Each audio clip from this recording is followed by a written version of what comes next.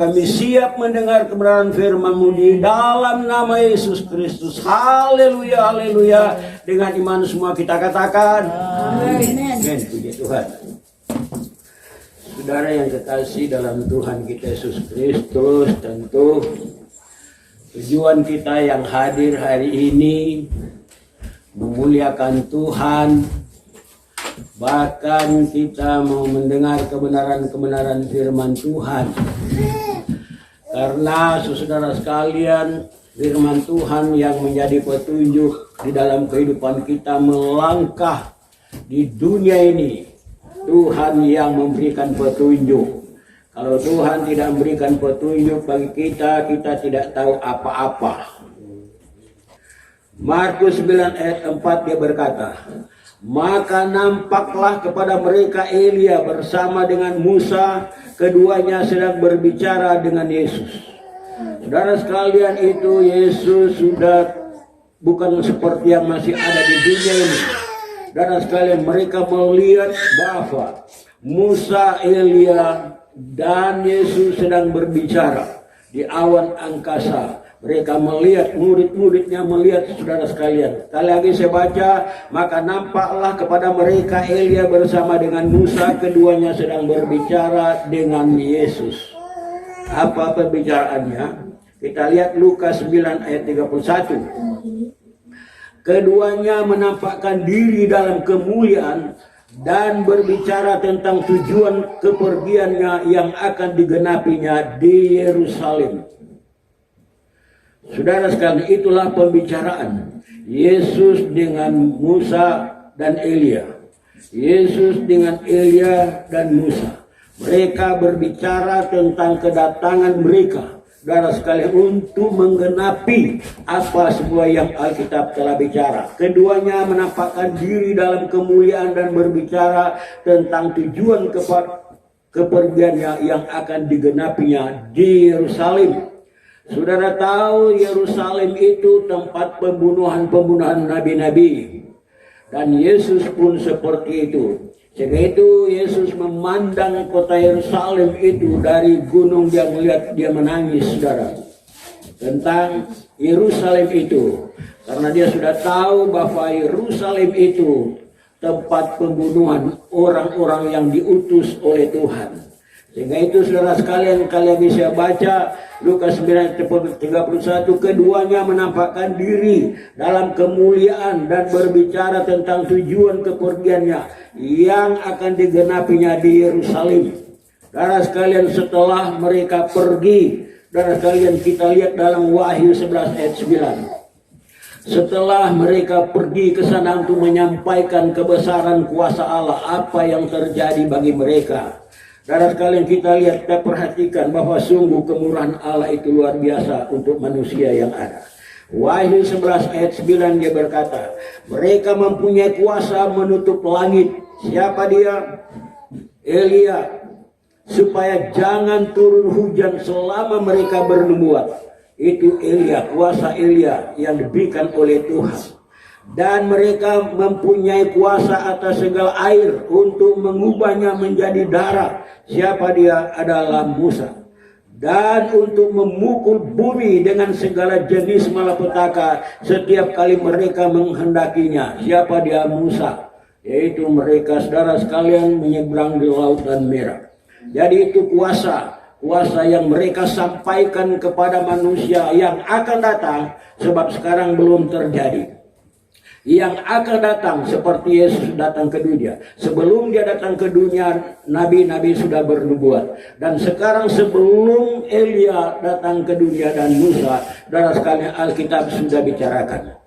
Sekali lagi saya baca Wahyu 11 ayat 6. Mereka mempunyai kuasa menutup langit. Mereka dua ini mempunyai kuasa yang luar biasa, saudara sekalian, yang diberikan oleh Tuhan, supaya jangan turun hujan selama mereka bernubuat. Selama mereka bernubuat, hujan tidak turun.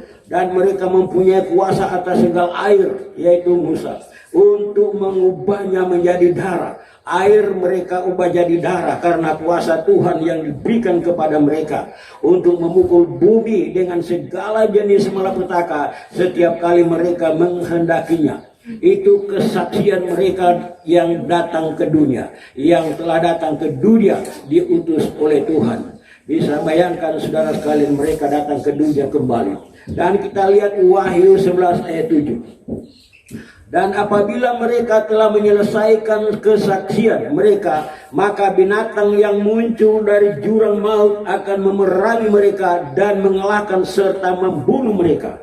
Saudara sekalian, dia berkata di sini, binatang yang muncul dari jurang maut artinya kuasa kegelapan yang luar biasa, kuasa setan yang luar biasa. Setelah saya mempelajari, timbul dari jurang maut dan datang membunuh kepada kedua mereka itu, yaitu Elia dan Musa. Dan saudara-saudara sekalian, dia dapat mengalahkan semuanya itu serta membunuh mereka. Kita lihat Wahyu 11 ayat 8.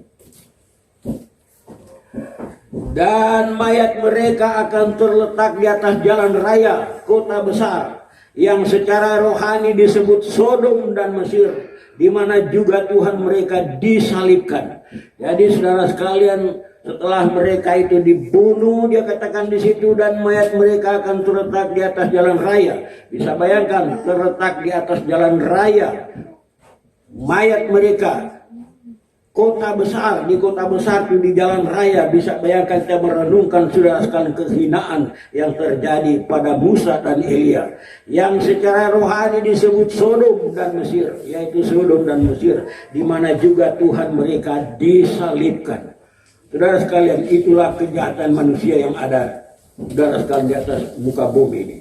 Wahyu 11 ayat 9. Dan orang-orang dari segala bangsa dan suku dan bahasa dan kaum melihat mayat mereka 3,5 hari lamanya, dan orang-orang itu tidak memperbolehkan mayat mereka dikuburkan. Bisa bayangkan, kita bisa redungkan itu semua kejadian juga yang akan datang kepada Elia dan Musa.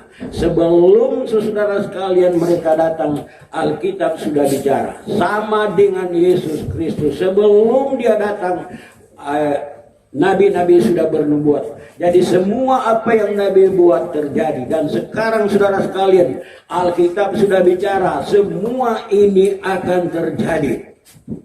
Kali lagi saya baca, dan orang-orang dari segala bangsa dan suku dan bahasa dan kaum melihat mayat mereka 3,5 hari lamanya, dan orang-orang itu tidak memperbolehkan mayat mereka dikuburkan. Mereka tahan, jangan ada yang kuburkan. Saudara sekalian, itu berarti dilarang. Mereka ingin melihat saudara sekalian, ingin melihat saudara sekalian penderitaan mereka itu. Kita lihat Wahyu 11 ayat 10. Dan mereka yang diam di atas bumi bergembira. Bayangkan saudara, ini semua Alkitab sudah bicara. Dan mereka yang diam di atas bumi bergembira dan bersukacita atas mereka itu, dan berpesta dan saling mengirim hadiah, karena kedua nabi itu telah merupakan siksaan bagi semua orang yang diam di atas bumi. Jadi saudara sekalian, mereka anggap seperti itu. Mereka kedua itu menyiksakan, sehingga orang bergembira, bersukacita, bahkan aku kirim hadiah karena kesenangan kedua nabi itu yang sudah dibunuh. Saudara sekalian, jadi luar biasa tentang manusia yang ada di muka bumi. Orang aku kirim hadiah dengan bersukaria, saudara sekalian, karena mereka katakan merupakan siksaan bagi semua orang yang diam di atas bumi. Orang itu mereka katakan seakan-akan menyiksakan kepada mereka yang ada di atas muka bumi. Kita lihat Wahyu 11 ayat yang ke-11. 3,5 hari kemudian masuklah roh kehidupan dari Allah ke dalam mereka, sehingga mereka bangkit. Dan semua orang yang melihat mereka menjadi sangat takut. Ini semua akan terjadi, saudara. Semua ini akan terjadi karena pengenapan firman Allah. Saudara sekalian, dan Allah memperlihatkan kuasanya. 3,5 hari kemudian masuklah roh kehidupan dari Allah ke dalam mereka, sehingga mereka bangkit, dan semua orang yang melihat mereka menjadi sangat takut. semua orang yang melihat mereka yang sudah bangkit, mereka semua sangat takut. Ayat 12.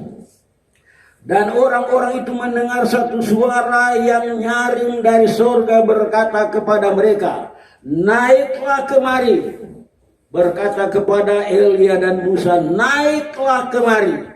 Lalu naiklah mereka ke langit, diselubungi awan, disaksikan oleh musuh-musuh mereka. Jadi mereka yang naik ke langit itu diselubungi oleh awan, ditutup oleh awan, saudara sekalian, disaksikan oleh musuh-musuh mereka. Semua musuh-musuh mereka itu, saudara sekalian, pada saat yang akan datang ini melihat semua kuasa Allah bekerja. Saudara sekalian, kita lihat Wahyu 6 ayat 17. Sebab sudah tiba hari besar murka mereka, dan siapakah yang dapat bertahan? Saudara sekalian, kesabaran Allah terakhir bagi manusia. Sehingga itu dia berkata, sudah tiba hari besar murka Allah terhadap manusia yang ada di muka bumi. Jadi apa yang terjadi, saudara sekalian? Apakah kita dapat bertahan? Bumi ini akan dihancurkan. Kalau kita pelajari terus dalam ayat-ayatnya, bahwa bumi ini akan dihancurkan, semua bumi ini goncang, saudara sekalian. Sebabnya dia berkata, sudah tiba hari besar murka Allah terhadap manusia yang ada di muka bumi ini, saudara sekalian. Jadi siapakah yang dapat bertahan? Kalau kita melihat, mempelajari kebenaran-kebenaran firman Tuhan, janji-janji Tuhan, saudara sekalian, bahwa sesungguhnya hidup ini tidak ada arti tanpa Tuhan yang selalu kita berbicara dengan itu. Dan saudara sekalian, manakala akhir zaman telah tiba, Alkitab bicara, orang-orang percaya sudah disingkirkan, tinggal yang di tempat orang-orang yang tidak percaya kepada Tuhan. Maka sungguh mereka yang akan mengalami semua ini. Sebab sudah tiba hari besar murka mereka, dan siapakah yang dapat bertahan? Tidak ada yang dapat bertahan lagi. Itu janji Tuhan. Dan kita lihat Matius 24 ayat 14. Dan Injil kerajaan ini akan diberitakan di seluruh dunia, menjadi kesaksian bagi semua bangsa. Sesudah itu barulah tiba kesudahannya. Itulah, saudara sekalian, murka Allah yang akan terjadi. Saudara sekalian, itu sebabnya dia berkata, dan Injil kerajaan ini akan diberitakan di seluruh dunia, disampaikan di seluruh dunia, saudara. Itu sebabnya, saudara sekalian, dia berkata, menjadi kesaksian bagi semua bangsa. Sesudah itu barulah tiba kesudahannya. Jadi saudara yang kekasih di dalam Tuhan kita Yesus Kristus, telah kita mempelajari perkataan Tuhan, tujuan Tuhan yang begitu indah, yang begitu baik. Utusan-utusan Allah dibunuh, semua dianiaya sampai terus kepada terakhir, yaitu Musa dan Elia. Saudara sekalian, maka itu, saudara sekalian, setelah kita mempelajari terus ke dalam firman Tuhan sampai ke dalam, bahwa sesungguhnya habis kesabaran Allah. Habis kesabaran Allah terhadap manusia yang tidak mengindahkan Tuhan. Habis kesabaran Allah yang senantiasa yang tidak mengindahkan saudara sekalian kepada Tuhan, mengolok, mengejek saudara sekalian, dan membunuh. Habis kesabaran Allah, dan tinggal apa yang akan diterima oleh manusia-manusia yang seperti itu adalah lautan api. Habis kesabaran Allah yang akan Allah siapkan bagi manusia yang sama sekali tidak mau mengakui, yang sama sekali tidak mau mendengar, bahkan mengejek dan mengolok, sebagaimana yang dia katakan di sini. Mereka memberi hadiah bersukaria karena kematian dari kedua nabi itu. Dan sekali luar biasa, Allah telah melihat perbuatannya seperti itu. Itu sebabnya, saudara sekalian, di sini dia boleh berkata bahwa sesungguhnya sudah tiba hari besar murka mereka, dan siapakah yang dapat bertahan? Tidak ada yang dapat bertahan selain kematian, dan sesudah daripada itu semua apa yang sudah dijanjikan oleh Tuhan dicampak ke lautan api. Jadi saudara yang kekasih dalam Tuhan kita Yesus Kristus, Kita di dalam Tuhan semuanya kita telah mengetahui semua ini. Mari saudara sekalian kita selalu berjaga-jaga. Jangan melihat manusia yang ada ini. Kalau kita melihat manusia yang ada ini pasti kita binasa. Kita bisa ukur saudara sekalian kehebatannya manusia yang ada di dunia ini. Alkitab bicara saudara sekalian banyak yang terpanggil sedikit yang terpilih. Bisa bayangkan sedikitnya belum lagi yang tidak terpanggil. Jadi saudara sekalian bisa kita ukur di situ jumlah besarnya itu yang tidak mau mengenal Allah itu seperti itu. Jadi saudara sekalian kalau kita hanya melihat manusia, keadaan manusia yang ada, saudara sekalian bahwa sudah pasti kita tidak bisa selamat selain kita datang pada kebenaran firman Tuhan. Lihat firman Tuhan terus di akhir zaman ini. Jangan kita melihat manusia, lihat firman Tuhan. Kalau sekali lagi kalau kita melihat manusia kita tidak bisa selamat. Sebab kalau kita melihat manusia biasanya, tadinya dia hebat imannya, kuat imannya, kenapa dia jadi begini? Maka kita pun seperti itu. Seperti itu kita melihat manusia. Tapi jangan sekali-kali kita lihat manusia. Kita saudara sekalian lihat firman Tuhan yang sudah dijanjikan bagi kita manusia. Betapa besar cintanya Allah terhadap manusia. Betapa besar kasih Allah terhadap manusia. Tetapi manusia hanya mengelik, mengolok, mengejek. Saudara sekalian bahkan sampai semua dibunuh oleh manusia, oleh Tuhan. Dibunuh oleh manusia kepada utusan-utusan Tuhan. Bahkan sampai kepada Yesus Kristus. Bahkan terakhir kepada Elia dan Musa. Jadi saudara sekalian akan datang kembali Elia dan Musa pada akhir zaman ini. Saudara sekalian kita boleh mengetahui semua. Mungkin kita tidak riki atau tidak lihat, tetapi Alkitab sudah bicara. Semua itu akan terjadi.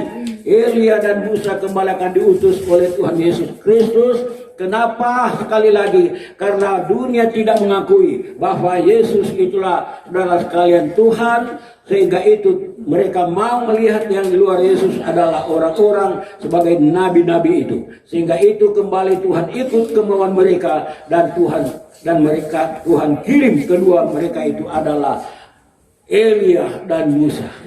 Dan sekali itulah firman Tuhan yang menjadi satu pelajaran bagi kita. Tidak perlu kita banyak sampaikan segala-galanya. Kita yakin kita sudah mengetahui dan itu sudah menjadi perjalanan hidup kita. Hidup di dunia ini sekali lagi tidak ada arti tanpa Dia. Dan pasti kita saudara sekalian akan binasa. Saya percaya sidang jemaat semua di tempat ini semua sudah berada di dalam kekuatan, di dalam pertahanan Tuhan. Sebab selalu mendengar kebenaran firman Tuhan. Sudah menjadi satu pelajaran kita. Hidup di dalam Tuhan. Dan kita bersyukur kepada Tuhan. Bahwa kita sudah dipanggil oleh Tuhan. Kita sudah mengenal Tuhan. Kita sudah mendengar, sudah mengikuti perintahnya. Kita sudah melihat kuasa Tuhan yang bekerja di dalam kehidupan kita yang ada. Terima kasih Tuhan memberkati firman Tuhan yang ada. Mari kita bangkit berdiri dan kita nyanyi satu kor. Kita masuk di dalam doa untuk kebenaran firman Allah.